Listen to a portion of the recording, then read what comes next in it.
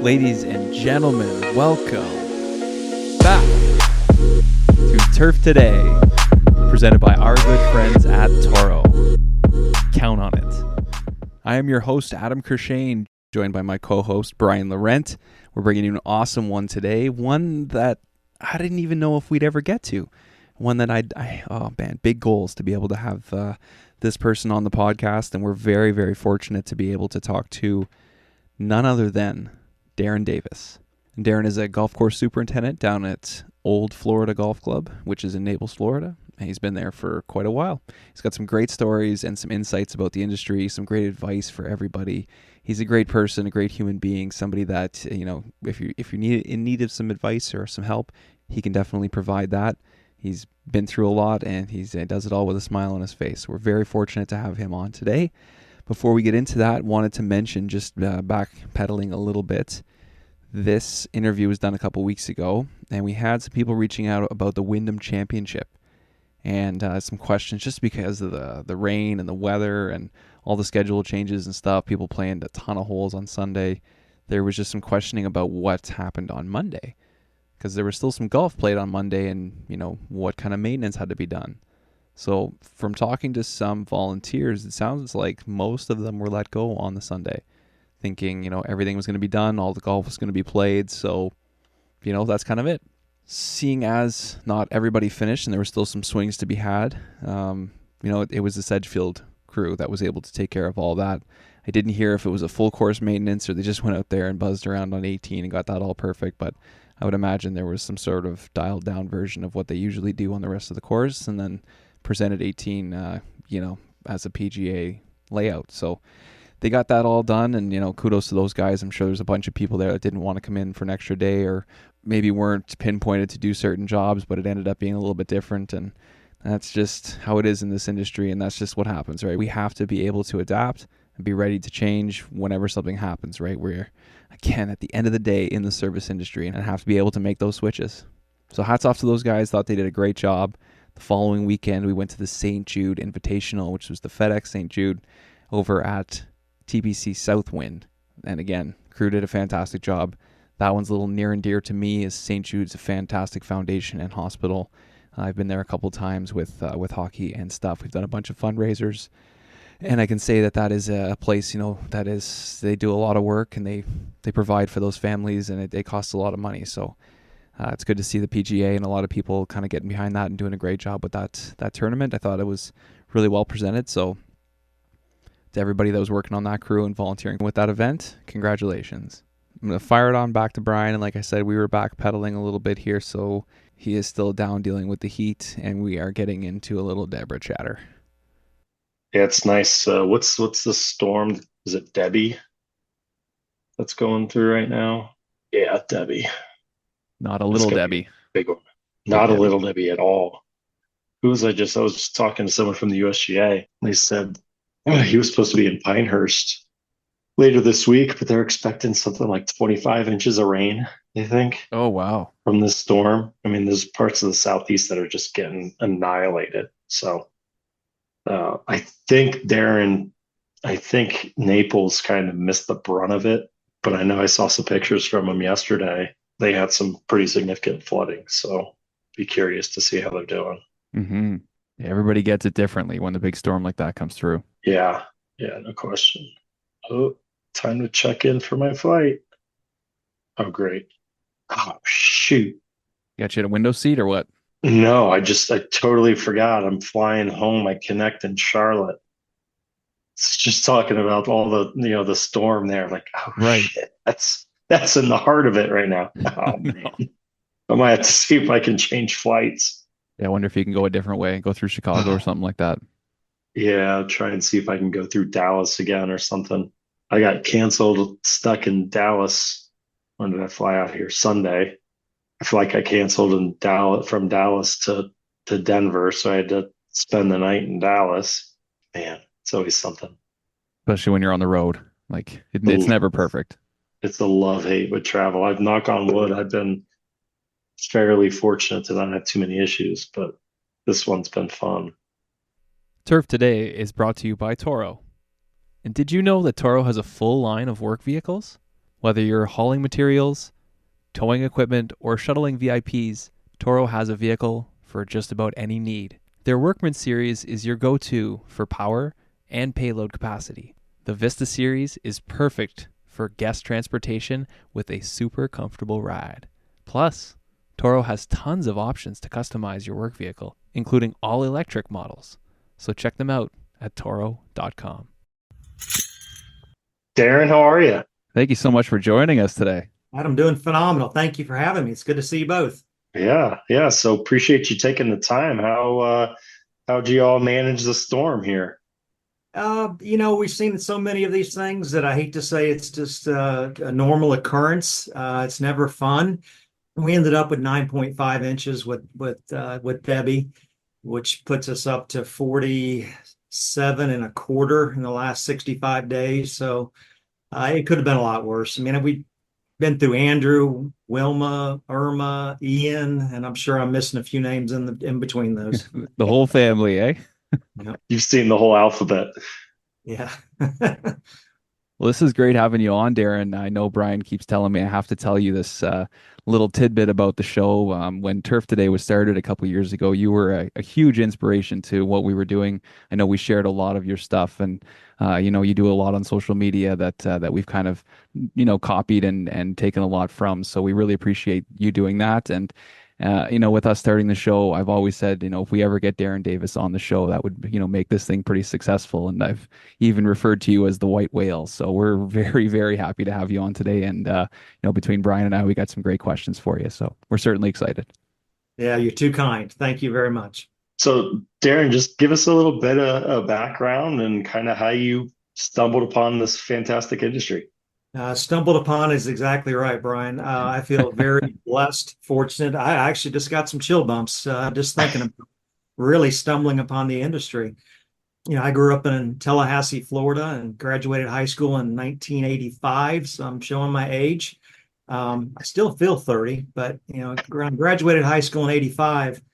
If you could major in something in high school, it would have been basketball. My mother was an educator all her life, passionate about education, but I just didn't have the drive. I made pretty much all A's, and not bragging, school's a lot different back then, but a couple of B's here and there. But when I finished, I was just lost.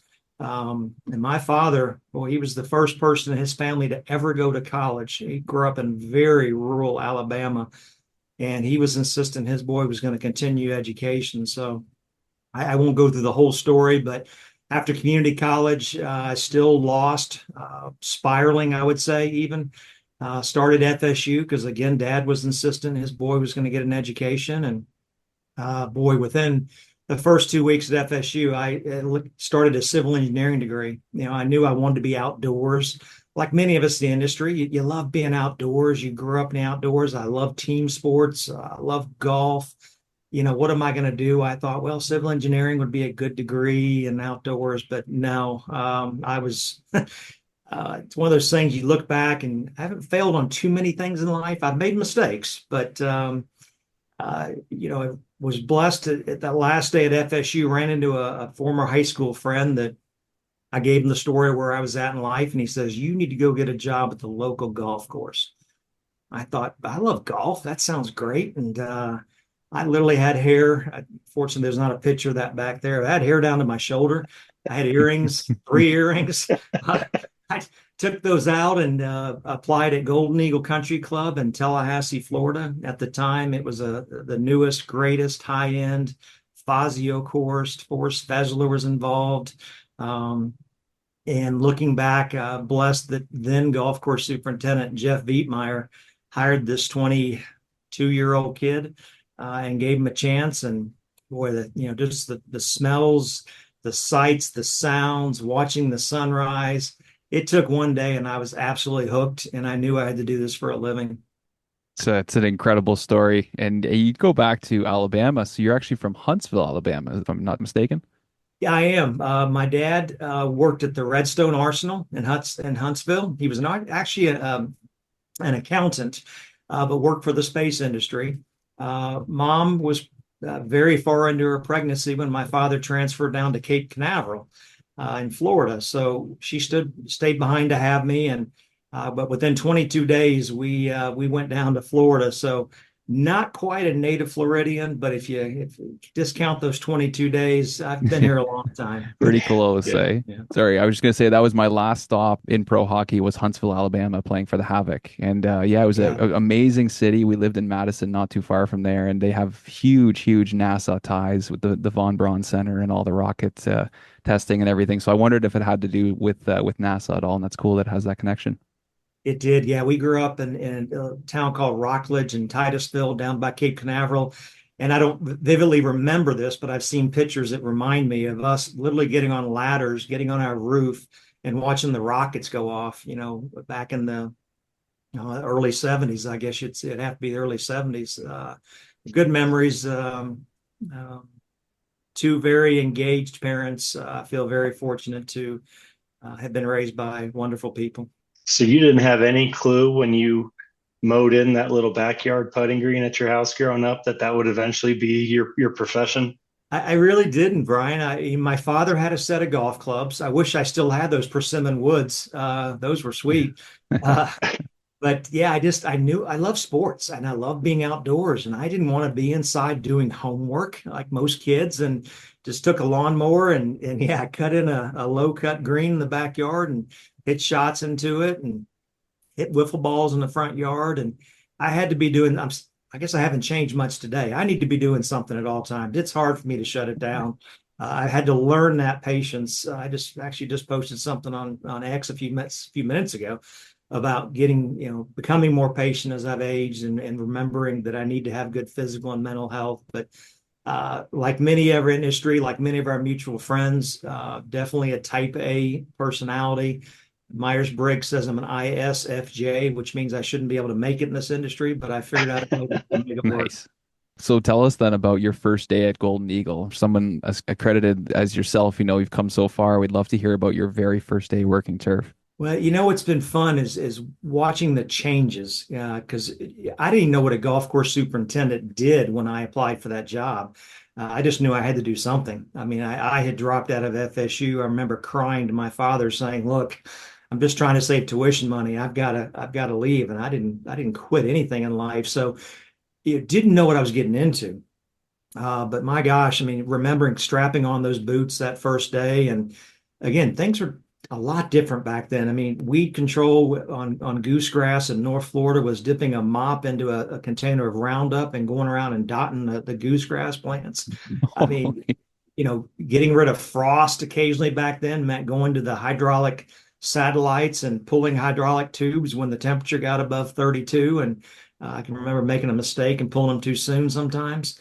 But it was not a high-end golf course. It was meant to be, um, but struggled financially. So, I mean, I've seen all levels of golf courses and loved them all. But when I did find the job at Golden Eagle, Jeff Vietmeyer and his cohort, Dave Gardner, uh, wonderful people, both Penn State grads, encouraged me to pursue this as a career. I looked at a variety of schools, did up at Penn State, but from the moment I fell in love with it, I just immersed myself with everything golf, everything golf course management, everything GCSAA, USGA. I read every green section record cover to cover, every golf course management cover to cover back when it was 200 pages. Bought every horticulture book, tried to learn every plant, every grass species. I mean, when I'm in, I'm all in. And I knew I was hooked, and just love that passion that I'm blessed to have today, 35, 37, 8 years later. So you mentioned Penn State. You went from Florida up to State College, and you got to learn from, and then alongside, obviously your fellow Penn State alum there, learn from and with some legends. Talk about your experience at Penn State. Yeah, very fortunate that Jeff and Dave both were Penn State grads. And remember, this is back in the mid to late 80s. And back then, the demand in this industry was incredibly high. Getting into a turf school the first year was almost unheard of. You had to have letters of recommendation, 1 year experience on a golf course. And due to the fact that I was working in Florida, for two Penn State grads who supported me, I got in the first year, and, 1 year experience on a golf course. And due to the fact that I was working in Florida for two Penn State grads who supported me, I got in the first year, and, 1 year experience on a golf course. And due to the fact that I was working in Florida for two Penn State grads who supported me, It's like all the stars have aligned because a kid that was spiraling coming out of community college found this passion, and had I not got in, I don't know what might have happened. I hope I would have stuck with it. But again, the stars aligned and ended up at Penn State. I think in part because I was from Florida. Dr. Dewich, who ran that program from the 60s until my last year, the year I graduated, was his last class.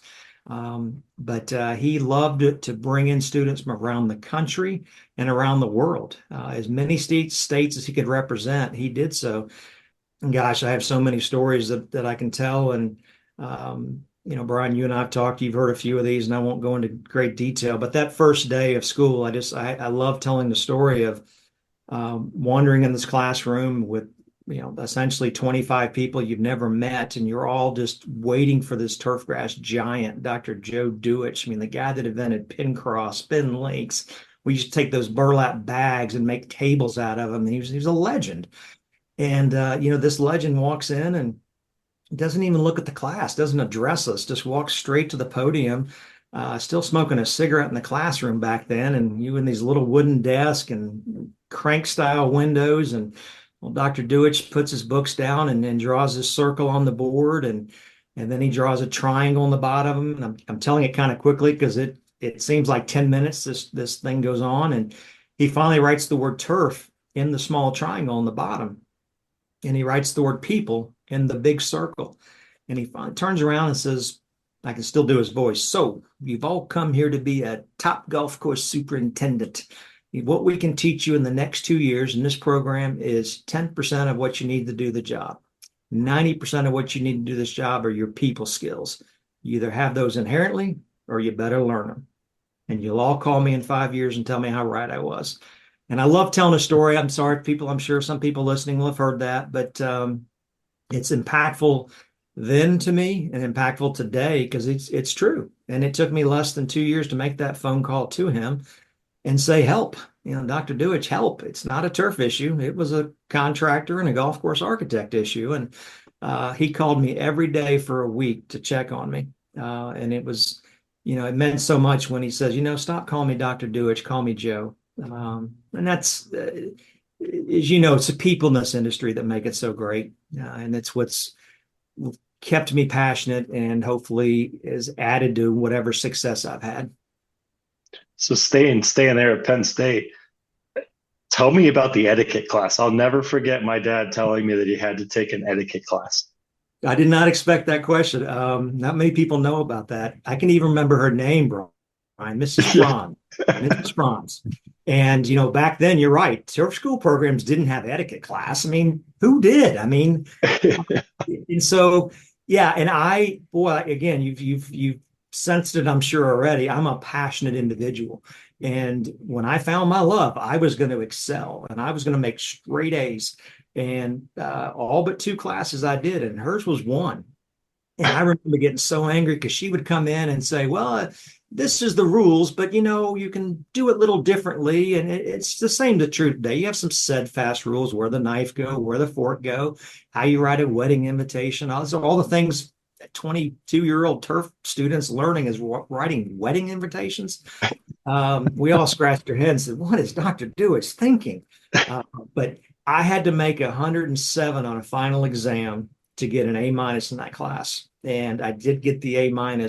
And I remember writing her a letter on the back page of my exam saying, Mrs. Franz, I just need to tell you, I appreciate the knowledge, but you kept saying there's no rules and blah, blah. It's a lot of students that think they can make straight A's do not make an A in her class. So make B's and C's. Yeah. But Carol Raw and I teach a class at GCSA conference. This will be our second year, and it's a 2-hour class. It's beyond agronomy. This is we did it last year in Phoenix, and half the class is what I'm just telling you about Mrs. Franz. We talk about things about silverware and etiquette, and I love that. That's my passion. Is when I get a chance to go around the country and speak. A lot of it is on professionalism and how you present yourself. You talk about the people skills, obviously a big thing, and that's why, we get a lot of younger people reaching out asking, should they go to school or should they just keep working and just kind of hone those skills and take the attitude and take the personality they have and just work at the golf course. Nowadays, we've actually been having a lot more people reaching out asking about the programs. And we put it on Instagram today asking, somebody wrote in asking, should I be going to a 2-year program or a 4-year program? We put it out on Turf today, and I can't even do anything with it. We have like over 500 responses. A lot of people are saying kind of the same thing, but I'd love to hear your opinion on kind of that issue. Absolutely. So, going back to the mid 80s or late 80s, maybe, or, as I'm in school and just beyond, there was a thought you needed a 4-year degree. Um, and there was even thought at GCSAA when certification was really ramping up that you couldn't become a certified superintendent unless you had a 4-year degree. Now that didn't come to fruition, but I think it varies on the individual. If you're coming out of high school and you're not quite ready to be in the real world, and you need that time and discipline in college, I could understand a 4-year degree. I don't personally feel you need a 4-year degree, but I would never tell someone they shouldn't have it. In fact, I went back to FGCU back about 15 years ago and got a communication degree. So I do have a 4-year degree, but I got it fairly recently. But I listen to all your podcasts, by the way. I love walking 5 miles a day, or I bike 20. And 3/4 of the times I'm doing those exercises, I'm listening to podcasts, or I'm listening to an educational book or a leadership book. And I listened to Tyler Bloom's answer, and I'm probably going to mimic what he said. It's not so. I'll add a little bit to what he said. It's not so much the education you get there, because you learn the basics, you learn the fundamentals. You can learn those online. The Penn State online program is blown up. The amount of people in that program is huge. I think that's a great alternative to go into a 2-year program and sitting in a classroom. I will tell you the numbers are rising. We do track that, and more people are going to school now each year. They're seeing this as a good industry. But I wouldn't give my 2-year degree up for anything because of the relationships I made. I still have my books from 86, 7 at Penn State. I still have all my notebooks. I occasionally refer to them. I've used them in speeches. But it's up to the individual, but I would not be where I'm at today had I not gone to Penn State, interacted with the Dr. Dewich's. I have different names than Tyler Hags. I'm a lot older than Tyler, but Dr. Dewich, Dr. Waddington, who wrote Soils books, there's a name from the past. Dr. Watsky, God rest his soul, and just some incredible people that became a network that I could reach out to. And my fellow students, Paul B. Paul B. had finished the 4-year program at Penn State, and he didn't want to go to work. Sorry, Paul, but that was what he told us. But so he went and did the 2-year program after doing the 4-year program. He did it in 1 year because he took a lot of that credits. So my first year, Paul did the 2-year program at Penn State. So he has both. Probably the only person that has a 4-year and a 2-year degree from Penn State. So I give him credit. But that's the first time I met Paul. But I guess it varies, and I'm not going to try to convince somebody that they have to go to school, but it's certainly been beneficial for me. Darren, you talk about being an advocate for the professionalism within this industry. What do you think the perception is from outside this industry of what a golf course superintendent is? I mean, have we moved past that whole Carl Spackler perception? Where do you think we are? So in all sincerity, Brian, more goosebumps in my arm because we have. And I'm not saying we're where we need to be. And I know many people listening to this are going to say, what's he talking about? We're not there. We don't get the respect we deserve. And I think some of that, it goes to the individual. You have to earn that respect. There's many examples I can give you of how somebody could do that. But as an industry, as a whole, we have come so far. I mean, from being seen as the person in the overalls, the Carl Spackler, to where we are today. I love traveling the country and talking about this because every region's different. I get that. I have some pretty steadfast rules that I believe in. But, you have to first and foremost show that professionalism yourself. But I'm proud of the industry, and I am proud of what GCSAA and others have done, past leaders of GCSAA, past board members. When I travel, not only as a board member for the 10 years I served the association, but I still travel. Primarily, I wear a GCSA shirt. Occasionally, I'll put an old Florida shirt on. But I'm telling you, Brian, it's probably 8 out of 10 times I get on a plane and I get asked, "Oh, you're a superintendent. Oh, you're a member of Golf Course Superintendent Association. Oh, thank you for being a superintendent." It happens all the time. Got a text message from a vendor literally 2 weeks ago. He said, "I just have to tell you, Darren." He says, "I was in a Starbucks 2 days ago, and I'm in a restaurant today, and I'm working on my laptop, and I've got a GCSA sticker on my laptop. Both days, somebody stopped and said, 'You're a superintendent.' And the second day, 'Thank you for being a superintendent.'" So, we don't have to change our titles anymore to director of agronomy. I'm not saying you shouldn't have that title, and people do. Director of agronomy, director of golf course and grounds, whatever.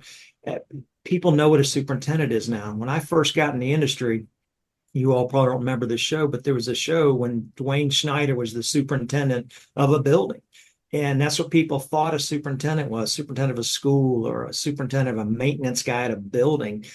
Today people know that we are the keepers of the grounds, the keeper of the largest asset of a club. We're the go-to people at the club. We're the problem solvers. So, in my opinion, we've come a long way, very long way. You're giving me goosebumps now, Darren. Jeez. I get a little passionate, Adam. I'll try not to get too high on my soapbox. Just jumping back a little bit, coming from school, you were somebody that took an AIT position. That was at a certain golf course most people would know about. It's a little small golf course in Augusta, Georgia, that holds a little tournament every year. But you talked about would I, go to school. If I hadn't gone to Penn State, I probably would not have got that internship at Augusta Right. National. It was a 6-month internship. At that point, my gosh, from that point to today, every superintendent at Augusta National had been a Penn State graduate. And so they were very close to the program. Dr. Dewich was a consultant. They took 3 students every year. We lived in an apartment, which is now next to Berkman's Place, above 5. Back then, again, things have changed, but back then I can tell some things. We would drive the golf cart to the fence, pull a key, jump a chain link fence, sleep a few hours, and go right back to work the next day. And you work 7 days a week. Times have changed, but very fortunate to have worked 6 months as an intern, and was blessed that I got a call from Marsh Benson in my last 2 weeks at Penn State. I'm graduating. I had resumes out, didn't have a job. And Marsh called me and said, "Do you have a job?" And, "No, sir." And I'll make the story short because it seems roommates are Marsh Benson's on the phone. I'm like, "Oh, Marsh." And he says, "Augusta National is a great place to do a job search." I'm graduating second in my class, first or second in my class. I kind of lost track, but one of the two. And he said, "Do you want a job?" I'm like, yes, I don't care what you pay me. Pay me what you paid me last year, which I remember was $5.25 an hour. Oof. Graduating Penn State, going back to Augusta National for 5.25. I said, "Marsh, gosh, I am graduating top of my class and I could use a title." "Well, how does spray tech sound?" I said, "Marsh, that sounds great. I'll be your spray tech. And I got to go home for just a couple of days, but I'll be right back." And we graduated a month before the Masters every year at Penn State. And so I said, "I'll be back on this date." And he goes, "That's great." And I said, "Well, Darren, look forward to seeing you." And I said, "Well, Marsh, I got one more problem. I'm sorry." He goes, I don't have a place to live." He goes, "Well, no problem. You'll live with Brad in the par 3 house." So Brad Owen, just retired golf course superintendent, and I lived behind number 1 in the par 3. And then we still got to just drive a golf cart from there to work every day. But, what an experience. Just like Penn State was, just like, working these major tournaments, the people that you're involved with, it's people that are passionate about the industry, want to be employed at these places. So, and then just the experience of working masters. I can, tell you stories if you'd like, but very special place. It certainly has opened some doors for me, and it's still something that people like to talk about today. I'd love to hear some stories, but one thing that you just kind of touched upon, which I'd love for you to expand upon, is just the relationships and the people. I know, again, you've worked with some phenomenal people. You've had some incredible mentors. Just talk about some of the people that have helped you along the way. Yeah, so I told you I went to school with Paul B, and then Paul R had just left Augusta National when I went there, so it was actually Marsh's first year. Paul R and I became very good friends. We ended up doing some video series together. We did the superintendent video workshop, which I wrote the first seven, filmed a lot of them at Old Florida, and then we started doing the superintendent video magazine, which was free podcast, free social media where we would travel the country. And I worked for food and beverage and airline tickets, but we would go around the country and interview people, and I would just do the introductions to the story, and that later became GCSA TV. But I mean, gosh, starting with Marsh Benson, who is a dear, dear friend. We still share Christmas cards, which, by the way, in my speech, that's one thing I say is continue to send holiday cards to anybody you want to stay in touch with. But Marsh, of course, Brad, living with Brad, and then all the people in the crew. I mean,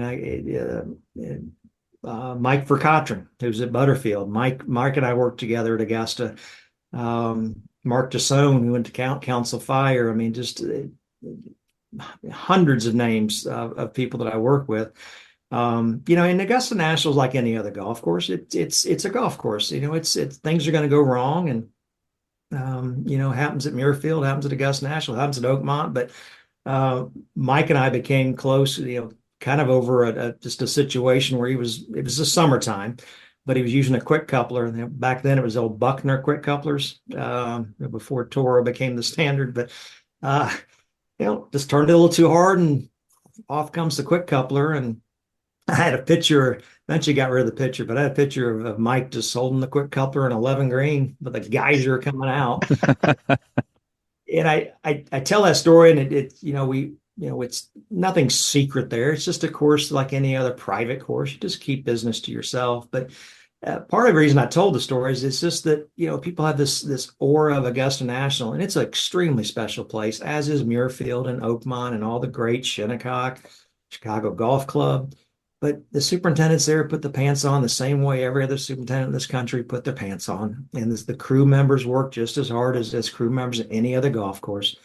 You have a little more money to work with, and problems get solved a little more quickly, but you're still doing the basics. And I tell that to a lot of members that ask about the experience, that it's just mowing grass. It's a special grass, and it's done correctly, and you have enough people to get the job done the way it really would like to get done if you could.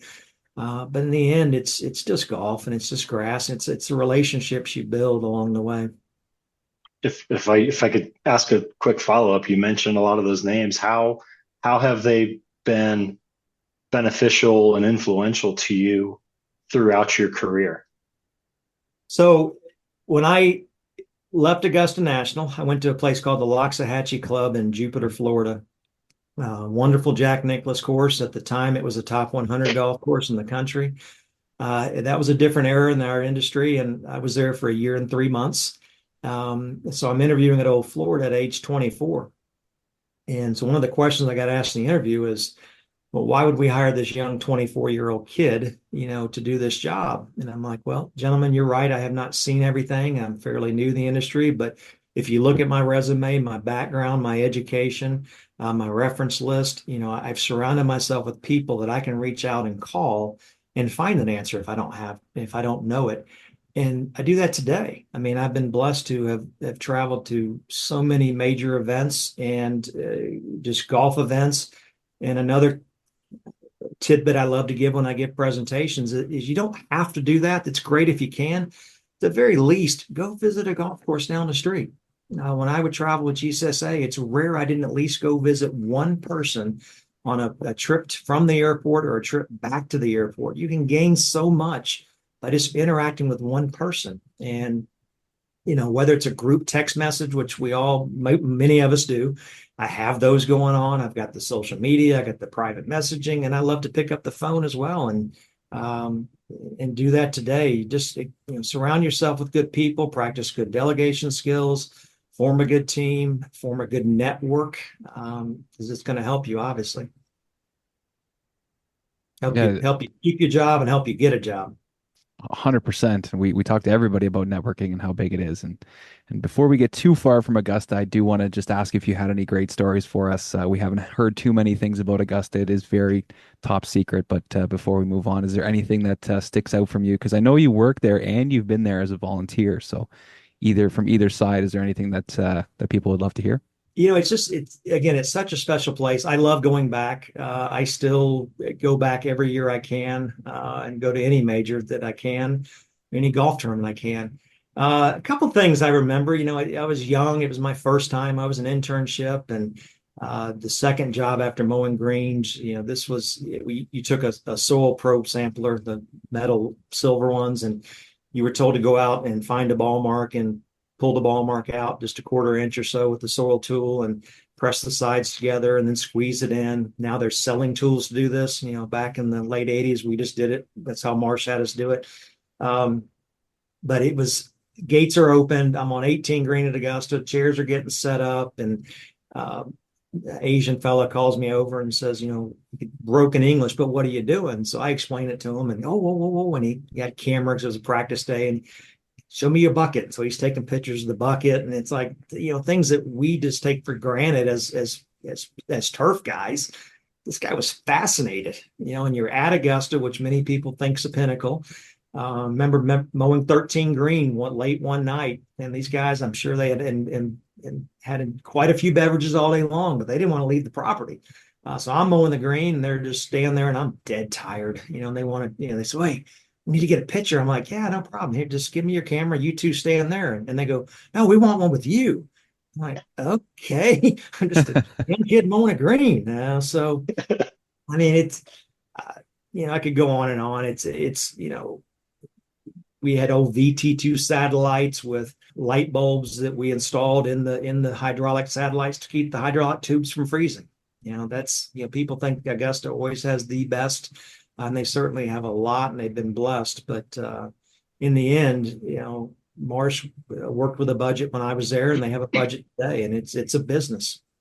Darren, you mentioned interviewing for your job at Old Florida and talked about your resume and all that. I really did want to talk to you about your resume. So I'm glad you made that statement. Any young person that I talk to in this industry that asks for advice on resumes or digital profiles, I always direct them to your website. What was the reason? Why did you decide to build that digital portfolio for yourself? And why do you think it's important to have something like that these days?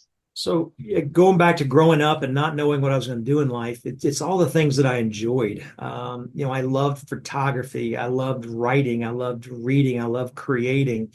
Thought about being an ad agency. So all those things that I loved, I went back and got a communication degree from Florida Gulf Coast University. It's all about setting yourself apart. And I don't claim to be the best at anything in this world. Not one thing am I the best at. Not the best grass grower, not the best speaker. I'm not the best anything. But I enjoy communication, and I believe it's very important to set yourself apart. I believe you need to toot your own horn. Title of one of my presentations: how to set yourself apart. The website came out of me doing the work for Epic Creative all these years. The original Superintendent Video Workshop, Video Magazine. When I used to get royalties, just to be honest and forthright. We having written them and then having produced them and filmed at my golf course. And they're good friends of mine that own the company. And when I ran for the GSSA board of directors back in 2011, I went to Jim Becker and I said, "Jim, stop sending me royalties. We're good. Let's just call it even." And he said, "Are you serious?"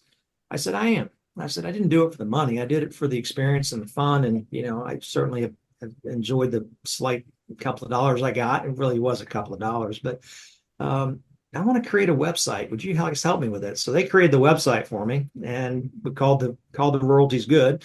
And they continue to help me manage it today. So they've helped me upgrade to the newest platform. Anything I need uploaded, I've learned to do some of it. But it's my one-stop shop, Brian. And again, as I travel, people recognize the shirt, and we get in conversations, and I'll undoubtedly grab a business card and show them the QR code. and you just, as you know what a QR code is, you guys both do, but I explain what it is to some people, and it takes you to the website, and the website is on the card. So most articles I've written, I've lost track of some, and those video workshops they weren't digitized. It's back when we had VHS tapes. We used to mail those things around the country in VHS tapes. But it's just important for me to not only promote myself, but it's promoting the industry. It's promoting my team members that work for me. It's promoting the GCSAA. It's promoting Old Florida Golf Club.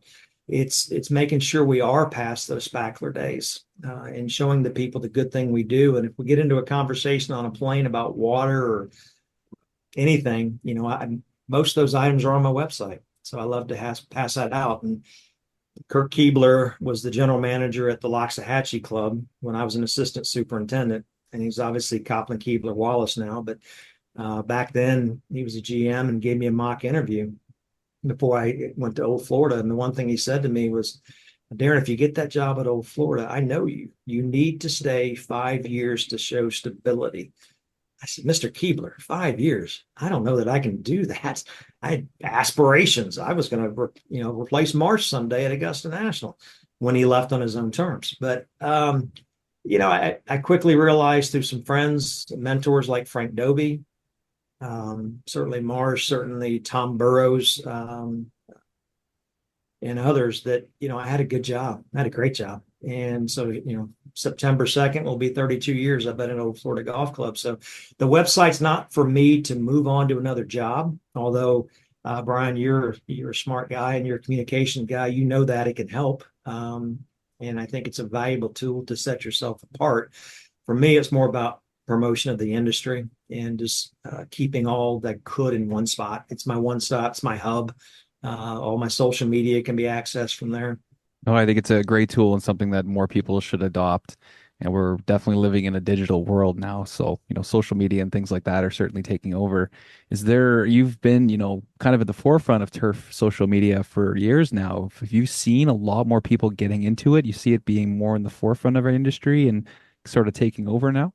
I do. I think it's a way to set yourself apart. Number one, it's a way to show the positive things you do. And when I think of tooting your own horn, some people think it might have a negative connotation. To me, what tooting your own horn is just humbly displaying your most positive attributes in a very passionate way. And that to me is what social media is. And I do talk a lot about it when I give presentations, and I have slides that are, here's my red, here's my no, here's my yellow, which is caution, here's my green.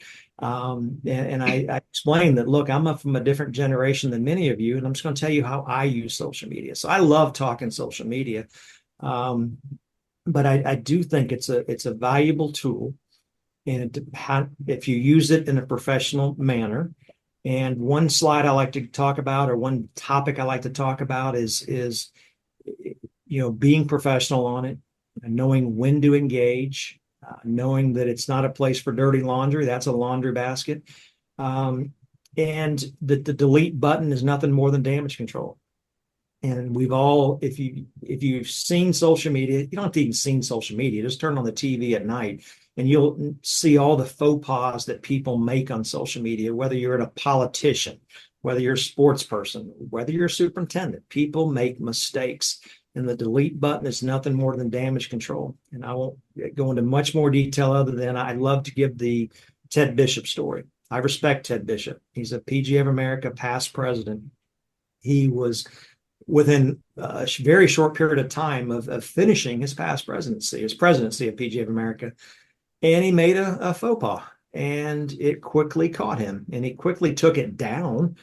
Within hours, it was down. But in the meantime, he's having dinner with Nick Faldo at the Greenbrier, and his phone's going crazy. And he finally goes to the bathroom, and it's the lawyers from PGA of America. It's other people calling him saying, Ted, you can't say that. You're right. It was a passionate moment. Deleted it. Quickly goes away. Thought he was fine. There's a book, Unfriended, that Ted Bishop wrote. So you want to know the whole story? Ted actually wrote a book about it. I've read the book. Not only necessarily need to read the book because I'm telling you the story. But he was ousted. It's a PGA of America's president. Now you think about that. I relate that all back to you're a golf course superintendent at your dream job. You've been there for 15 years and you make a faux pas on social media. Um, you could lose your job, and it's what I caution people. I'm not a teetotaler. I have no problem telling people I enjoy a good glass of red wine and with a nice dinner. But if you look on social media, you'll be very hard pressed to find me ever with a glass of wine or anything in my hand. You won't find me unshaven. You won't find me in a situation that I don't believe is professional. And I take great pride in that. And I just try to educate others and give them my opinions, and they can do what they want with it. We will see you, though, on a boat with a lot of fish. Talk about some of those hobbies that kind of help keep you grounded.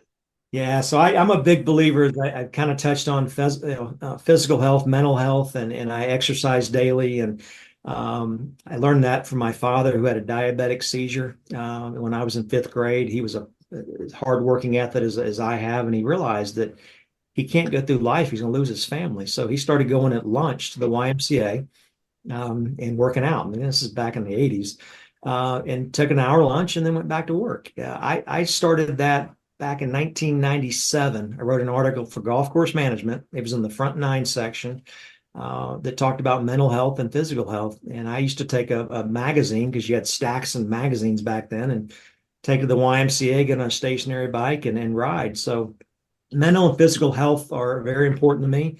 And so the mental aspect is the finding my happy place. And I believe we all need to have a happy place, whatever that looks like for you, whether it's spending time with your family, whether it's playing hockey, Adam, whether it's whatever it is that you enjoy. But I think it's more than an hour a day of exercise. It's for me, it's putting my boat in Goodland, Florida, which is about a 45-minute drive, and being there in time to watch the sunrise, throwing it on a TikTok video. Love that. And, if you catch a couple fish, it's a bonus. And when COVID hit, I didn't miss a Sunday, and I had fresh fish twice a week. I ended up losing 25 pounds. Most people gained weight. I couldn't stop walking. I was Forrest Gump, and I couldn't stop catching fish on Sunday. So, and I tell people that, it's okay on social media to have a personal life. It's the personal life that you want people to see. And I used to get a little bit concerned that it's like, okay, why does these members and why do my peers always ask me about fishing like you just did? Doesn't offend me in the slightest now, because I know if you're seeing my fishing pictures, you're seeing the other 99% of my stuff that's not fishing. But yeah, I believe that it's important to have a happy place and a place that you can get your mind right for the week. And in season, out of season, I go more in season because it's calmer. And there's nothing wrong with working 6 days a week, or 5.5 days, whatever it is for you as an individual. And I'm a better employee to my employer if I have good physical and mental health. That was going to be my next question, is how does that translate over to being a leader? You've been doing it for a long time now, but how do you take care of your staff, and how do you find the time for them to take care of their mental health as well? I treat them like I want to be treated. So times have changed. When I was assistant Loxahatchee, making $24,000 a year, working 7 days a week, growing bent grass in Jupiter, Florida, with a wonderful human being as a boss that wasn't there too often past 3 o'clock. That was the assistant's job. And it's not a knock on him, because that's what a lot of superintendents did back then, is that was the assistant job. You need to earn your way and put your time in, pay your dues, work for cheap money. And that's changed. Many people, Kurt, Tyler, and Bruce Williams, another dear friend. Pat Finland is also doing search, all good friends of mine. The industry changed, the wages have changed. We are fortunate. I never believed that I would make the amount of money I make as a golf course superintendent, and there are people making a lot more money than I make. But being able to pay my assistants a good wage now, and that makes me happy. Treating them the way I want to be treated. They can apply for anything. They can volunteer for any tournament they wanted to. I usually send the emails that I get, whether it's from Muirfield or any other course, the Latshaw group. I'm on their email group. So I send those to my assistants and encourage them to do it. My assistant, Will, younger of the two, just got accepted into the New Farm Excel Leadership Program. He goes to his first meeting in October. Andy's been to the Toro program and participated in that. So I encourage them to do any of that stuff. That's again, it's helping them with their mental health, physical health, helping them toot their own horn, get their resume, and knowing that they're going to go some way someday, and that's okay. Because if they work hard for me, and that's my line to them, you work hard for me, I'll work hard for you. And any good golf course superintendent that wants good people knows that if he can pass on and move on his people, he's going to be more likely to continue to get good people. As a sports guy, team sports, I know you have a famous member there that's a pretty well-known coach. How does being a golf course superintendent relate to team sports and being a coach for your team there? And we've actually had quite a few through the years. Coach Mike Ditka, which actually, yeah, he is behind me. I have one picture with him because he's a board member. I don't, bother people with Coach Ditka or anybody, but wonderful guy. I remember when he got let go from New Orleans, he was on the top of the world. And I remember going to him and say, Coach, I'm sorry. But I fully get it because your job as a golf course superintendent, it's not much different than a head coach. Roy Williams, UNC in Kansas. I've got a clip I use of his and when I get presentations. And essentially what Roy said on a press interview one day was, he's leading the press crew into, the two easiest jobs in the world. And the press were like, no, we're afraid to ask, Coach. And he goes, well, I'll tell you, golf course superintendent and a head basketball coach, because everyone knows how to do your job better than you do. And I love to tell that story and then go into detail of why that's true. And that leads me right into the need to promote yourself, show the people that you're the expert. But in the end of the day, whether you've been in a job 32 years, have a pretty good resume behind you, have a good work ethic, hopefully well liked, all the things that I've done, well in the industry, you're not as good. You're only as good as your last season. You're only as good as the last time someone's played your golf course. And so the similarities are, Brian, it's key. And, surrounding yourself with a good team. I've got another clip of the old tight end for the Dallas Cowboys that I love to show. And it's a team clip.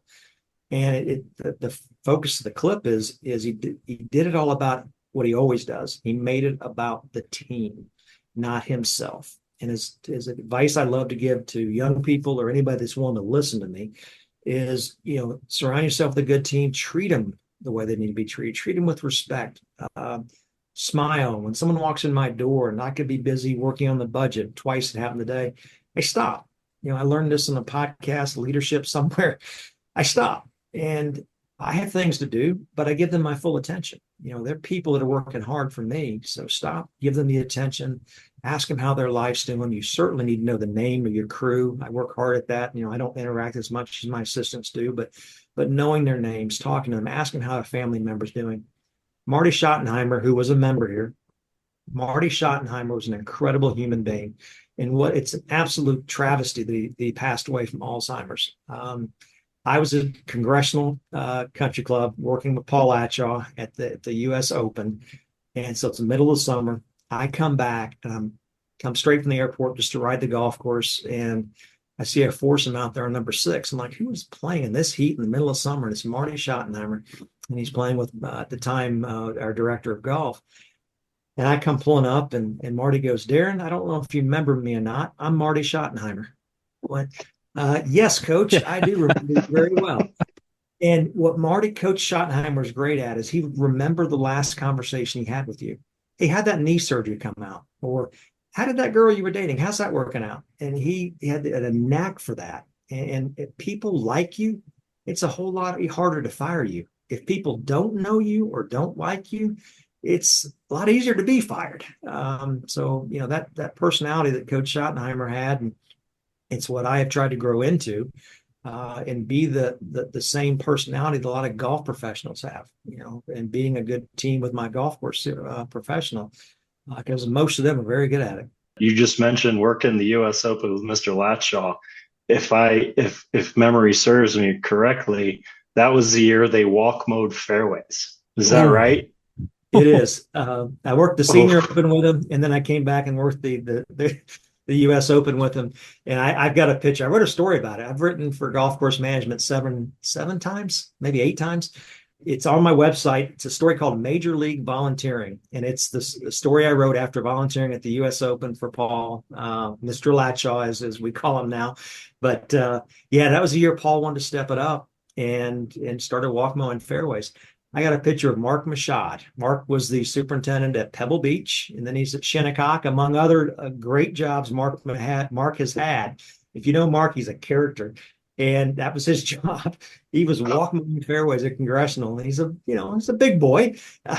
He's walk mowing, and I'm stepping greens. So I a little pull with Paul, which was nice. But yes, you're right. That was the year we walk mowed fairways, and Paul certainly got some grief for that. But Paul was one that loved to take things to the next level. That's what made him great. It's what makes people like, Matt Schaefer, another dear friend, John Zimmer's, Paul. It makes them all, that's Paul B. It's what makes the greats even better, is that passion and that desire to be even better. Unfortunately, we're our own worst enemies as golf course superintendents. We keep taking the level to a higher and higher level that we can achieve. And certainly my goal here at Old Florida, I want to be better next year than I was last year and the year after that. A lot of work hard, play hard in this industry, right? Guys dedicate themselves, but there's a lot of fun that goes on. I use that hashtag quite often, work hard, play hard hashtag. Yeah. That's right. And apparently there's a I don't know how new or how old it is at your course, but there's a sod stretcher out there.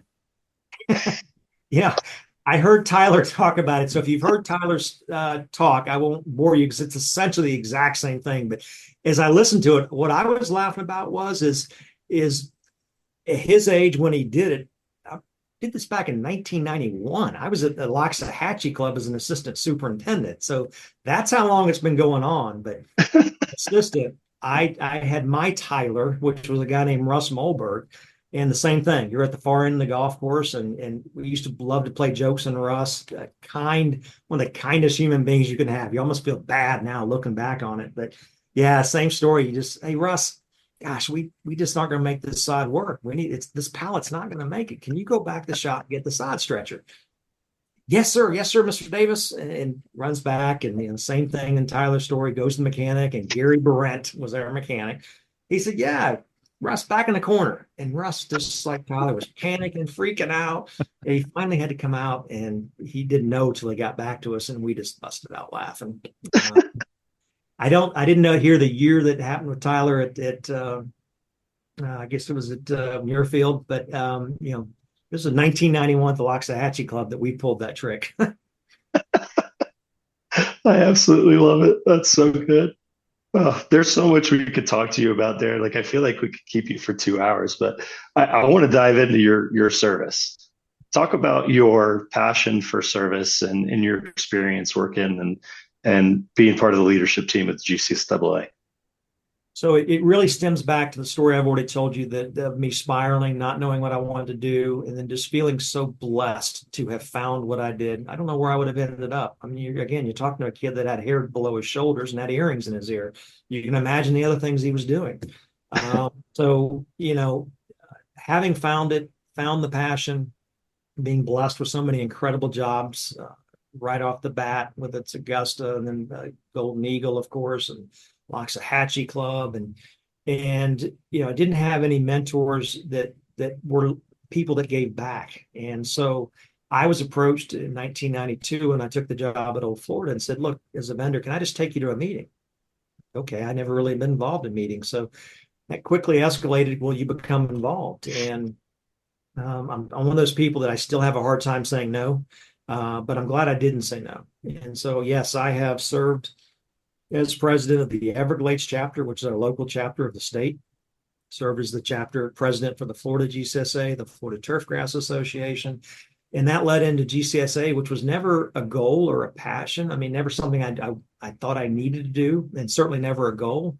But good friends, Bob Rehnquist, Pat Finland are the two I remember the most. Those two individuals and a lot of chapter delegates saying, it's time. I'd been a chapter delegate 15 years. And when you got Bob Rehnquist, who I think the world of, when you have Bob calling you and you have Pat Finland calling you, who again I think the world of, and they're dear friends today, and say we need you. So I ran for the board. I was blessed to be elected the first year. And between, I'd served on almost every committee GCSA has before becoming a board member. So I like to tell people whether you can, if board service is in the cards for you, it's not for everybody.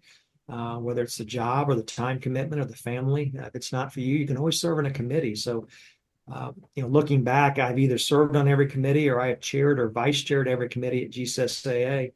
And the personal and professional growth that I have gained far outweighs the energy and the things that I had to do to give. My counterpart loves telling that story to members and anyone that listens to him, is how much it's meant for old Florida to have an individual that has grown so much. And you will grow if you're serving for the right reasons. I do stress that, is it's not just a resume builder. Sure, it doesn't hurt, but it's not a resume builder. It's building your network.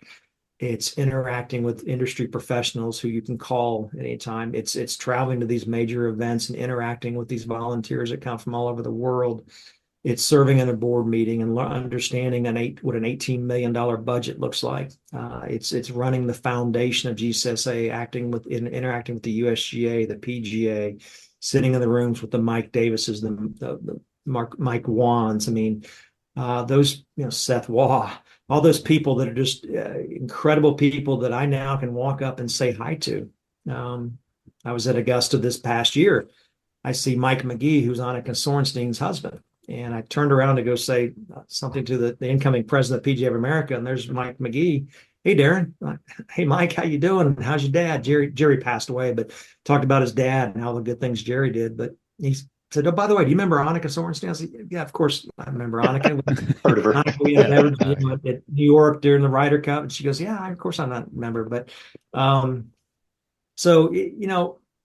it's an incredible experience.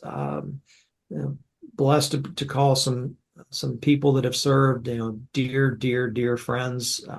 Red Evans was texting me today. He's in Paris for the Olympics.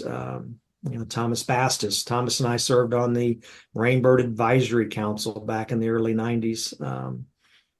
It certainly it's an honor and a privilege to have served as the 82nd president and to represent the 20,000 men and women of our great industry. Well, you just mentioned so many great people there, and people like you guys are huge examples of why the industry is so great, and why when we talk about this stuff, it gives us such big goosebumps. And I think Brian was right as well. We could talk to you for hours. There's lots of different things we could unpack, and we certainly want to be sensitive of your time. I just wanted to ask you, there's a lot of people that listen to this show, a lot of younger people coming up. You've already provided a lot of great advice for kind of the next generation. I just wanted you to paint the picture. You get the superintendent job at 24, 25, Old Florida Golf Club. What was that like? And looking back on that, is there anything you would have done a little bit differently, or any advice for somebody that's kind of starting that right now? No, there's so many things I would do differently. And really comes down to being a team player, being humble, not being afraid to ask questions, developing that network, understanding it's going to be a tough job. And that was my post today is, I've got a golf course out there that's flooded from Hurricane Debbie, and, it's going to be okay. You need to show the membership you work for that you're a leader. Don't let them lose trust in you. They're going to see your passion. There's just so many things that I do today that I didn't do as good as I certainly did not do as good in the early start of my career as I do today. Being a team player with your crew at the golf course, meaning your golf professional, your general manager. Back in the late 80s, early 90s, heck, we were all changing jobs every 3 to 5 years. You never really got a chance to develop a relationship with your pro or your GM. They weren't making it as long as superintendents were making it. Today, it's vital to have that relationship with your head golf professional, your general manager, as I know Oakmont does, and they treat me that way. They've been so friendly to me, Rocca, over the years that that relationship I see with Chad and those guys, and that's special, and that's what I like to have here. But yeah, just in a nutshell, be humble, be a team player, be visible, toot your own horn, ask questions. please ask questions of me. If I can help somebody in any way, my website, everything's branded Darren J. Davis GCS. Just my full name, my middle initial J, GCS. Go to the website. You can find my social media there, but you can find me on the TikTok, the Threads, the Snapchat, Facebook, Instagram, any of them. I think I've missed a few, but they're all branded the same. That's a social media thing I like to tell people is try to brand all your social media the same if at all possible, uh, and certainly toot your own horn. Before we let you go, I mean, we can look at it here, but in the background, you've got lots of memorabilia, lots of memories have been in your office. I know you've got about four times the amount of the stuff that we can see. Do you have anything that, whether it's on your wall or just any single memory that you immediately go to that you're the most fond of during your time in this industry?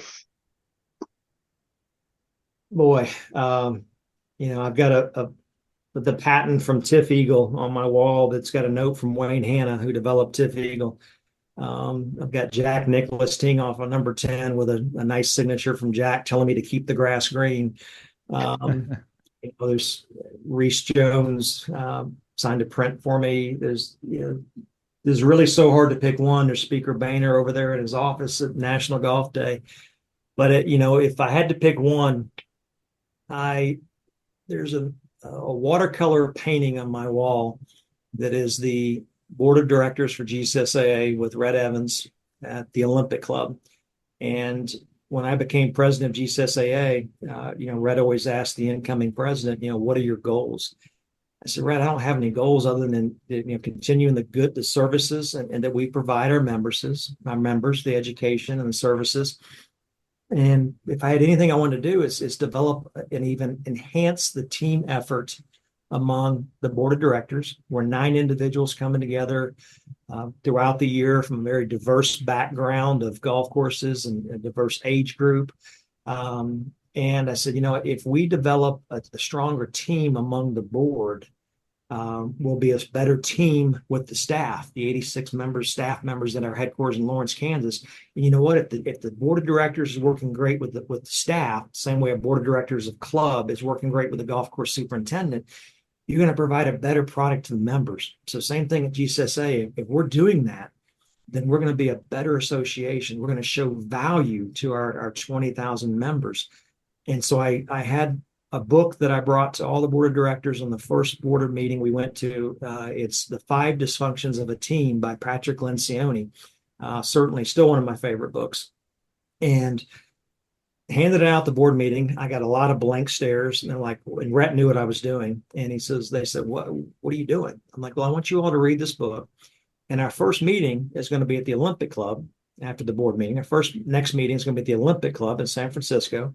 Pat Finland at the time was a general manager, very kind to set us all up with rooms at the Olympic Club. And we hired Patrick Lencioni as one of his main men. We couldn't afford Patrick, but one of his main men came in, and we main individuals, and we all did a Myers-Briggs test, and we all sat in a room for 2 days. And many of us, by the time that second day, we were in tears because we were learning what we were as people and how we function. And so we go to the golf course, have lunch. We go to the par 3 course, and I said, well, I'm a picture guy. I mean, I have 47,000 pictures on my phone. I'm like, we need a picture to remember this. And I had superintendent at the time take a picture of the crew, and it's Rhett and I. And long story, at the end, as your service, the board likes to give you a gift. And I told Kevin Sunderman at the time, I said, Kevin, I'm fine. I don't need a gift. But Kevin went out and got a watercolor printing from the photo of that I took. And I had taken that photo and sent it to all the board members in a frame as a way to them to get the year started off right. So every time I look at that, I do remember all the hard work, stress, but all the good times and the happy times, traveling the world, representing our 20,000 members and interacting with some incredible people and individuals like Red Evans, who bleeds GCSAA. He's an honorary golf course superintendent because he sure is a lot like us. I guess I'd go to that one. Sorry for the long story. Oh, it's great. Great story. I'm sure you could go all the way around the office and tell thousands of stories with all the stuff you got in there. But for today, we want to say thank you, Darren. This is fantastic. It's been so great getting to know you and chat with you a little bit. I think our audience, if they don't know you already through social media, I think they're going to feel a lot more comfortable getting to know your story. And you're definitely, as you say, you're somebody that people can reach out to for advice and for help. So thank you so much for everything you do for us. And we're always here to help you if there's anything you ever need from us, or you ever had any ideas about the show or about Turf Today. I mean, you help build it, so the advice is always welcomed.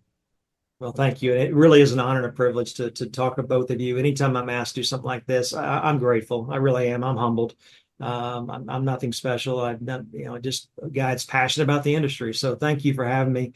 You two keep up the great work. You're both doing great things. Thank you for all you're doing. And as I said, reach out. Anybody can reach out to me. And well, if you social media message me, I'm probably going to give you my cell phone, ask you to text me. It's a little easier, but certainly reach out at any time.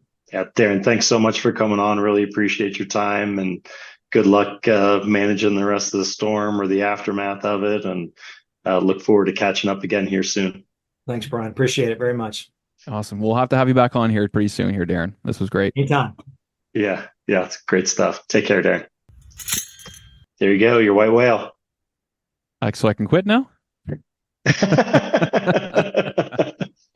Yeah. Oh man, he is so good. He is so good. Right. Yeah. So good. Such Incredible. a positive guy. He just wants to give back. So humble. It's just such a great example of a golf course superintendent. The amount of service he does, the amount of giving back, and the amount of passion he has for the industry. I love it. Yeah. He exudes passion for this industry. There's no question. Has spent his entire career, obviously working hard and giving back. So it's what a great guest. Always great to catch up with him. Yeah, I loved his answer too about the 2 or 4 year program, because that's basically what everybody else kept saying, is it's up to the individual. There really is no right answer, whether you need the 4 years because you're younger, or you're less experienced, or you're going to do 2 years because you know a golf course and you got great mentors. There's a lot of different situations out there. So it's really up to you as an individual. I thought he handled that really well. Yeah, absolutely. Very insightful. Yeah. All right. I got an absolute storm going on upstairs. So I don't know if you have anything else you want to chat about, but they got home not too long ago and I go join the mix. Yep. No worries. I got to head back out to the golf course. So great job Awesome. as always. And love it. Sounds good, man. Okay, buddy. Safe travels. All right, man. See ya. Thanks. Well, that's going to do it for another week. Thank you, as always, to our amazing sponsors at Toro. Huge shout out to Brian, too. He's been killing it. Guy's been flying all over, getting so much content. Hats off to you, my brother. You're killing it right now. You deserve a lot more credit than you're getting. So from us to you guys, keep those reels sharp, as always, because sometimes, they can't be as sharp as we want them, but we got to make it work.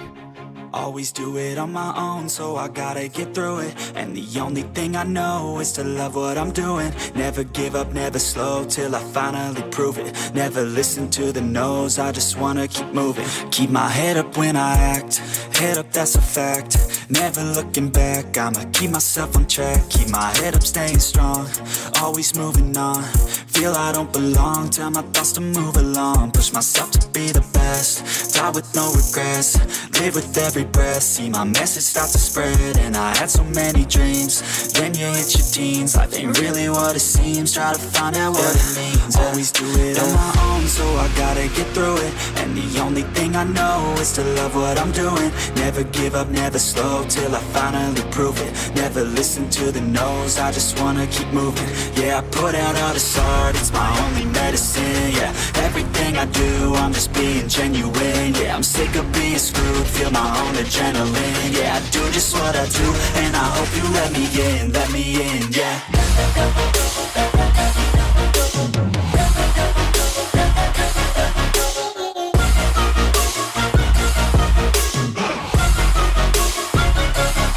I'm grateful, oh yeah, able, oh yeah, I'm stable, oh yeah, no label, oh yeah, you know me, I have only a path, I'm lonely, but damn, I'm going to I don't want no fake love, I want the real stuff. Everybody listen up, cause I'll only say it once. I'm gonna show you all the path, if you want it bad, I'm gonna show show you where it's at, yeah, how you can get it back, yeah, cause I ain't never done, I'll be number one, working hella hard until I get just what I want, yeah, rises like the sun, yeah, fatal like a gun, shooters gonna shoot and I'm gonna shoot until I fall, yeah. Always do it on my own, so I gotta get through it, and the only thing I know is to love what I'm doing, never give up, never slow, till I finally prove it, never listen to the no's, I just wanna keep moving, yeah, I put out all this art, it's my only medicine, yeah, everything I do, I'm just being genuine, yeah, I'm sick of being screwed, feel my own adrenaline, yeah, I do just what I do,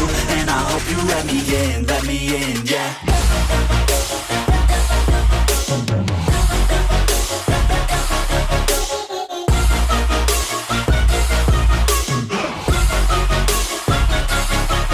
Grateful, oh yeah, able, oh yeah, I'm stable, oh yeah, no label, oh yeah, you know me,